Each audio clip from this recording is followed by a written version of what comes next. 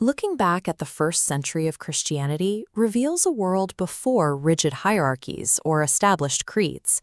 Before the New Testament was compiled, the spiritual landscape was entirely fluid, and the very nature of salvation was a subject of active debate.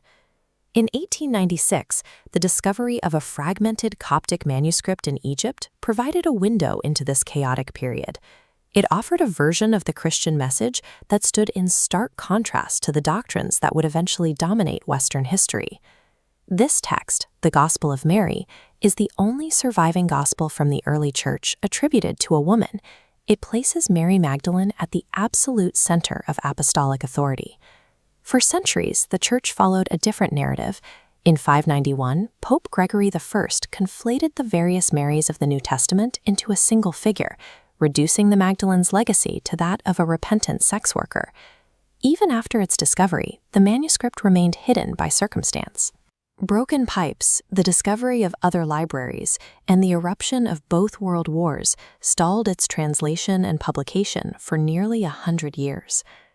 The recovery of this text reveals a forgotten conflict. It suggests that the history of the early church was not a single, unified march toward truth, but a struggle between competing visions of spiritual authority. While Orthodox tradition centers salvation on the physical death and resurrection of Jesus, the Gospel of Mary proposes a different path, salvation through internal self-knowledge and a radical shift in how the soul perceives itself. The Savior reveals that sin does not possess real ontological status. It is not an external stain or demonic force. Instead, the text defines metaphysical adultery as the error of confusing the eternal spiritual self with the temporary physical body. Salvation is lost when the mind indulges the flesh at the expense of its true nature. According to this theology, the soul itself cannot grow ill or die.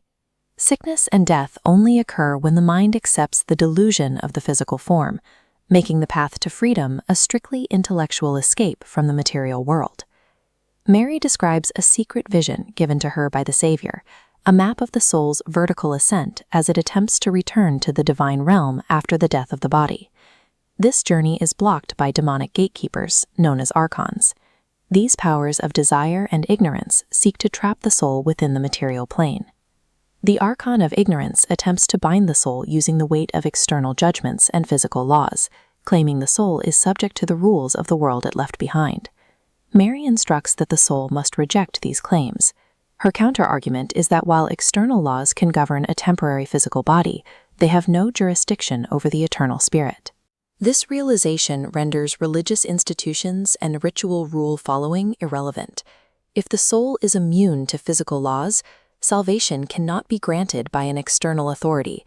Instead, it must be realized strictly from within. The final and most aggressive gatekeeper the soul must face is the power of wrath.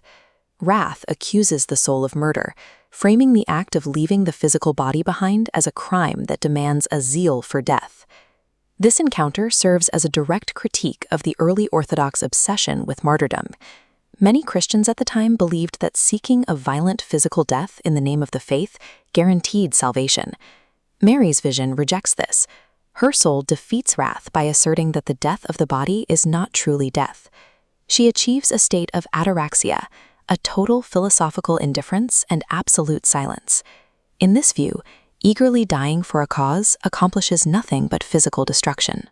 True liberation occurs only when the mind rests undisturbed in its eternal nature, beyond the reach of anger or zeal. When Mary finishes recounting her vision, the scene shifts back to the other disciples, revealing the deep ideological fractures within the early movement. Peter and Andrew react with immediate hostility. Peter refuses to believe the Savior would instruct a woman privately, or that her insights outweigh his own. Levi rises to Mary's defense, comparing Peter's blind rage to the very demonic archons she just described. He argues that if the Savior held her in favor, her teachings must be respected. The manuscript ends abruptly here, leaving the conflict unresolved. There is no reconciliation and no agreement on whose gospel should be followed. This split created two distinct historical paths. On one side, Peter's outward, institutional church, focused on sacrifice and authority.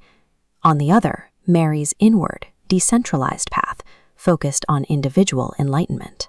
The Gospel of Mary concludes with a final warning. Following the path of external laws and institutional authority will not liberate the soul, it will trap it within the material realm. The version of Christianity that eventually became orthodoxy was not an inevitable truth. It was a victory for Peter's institutional model over a woman's radical vision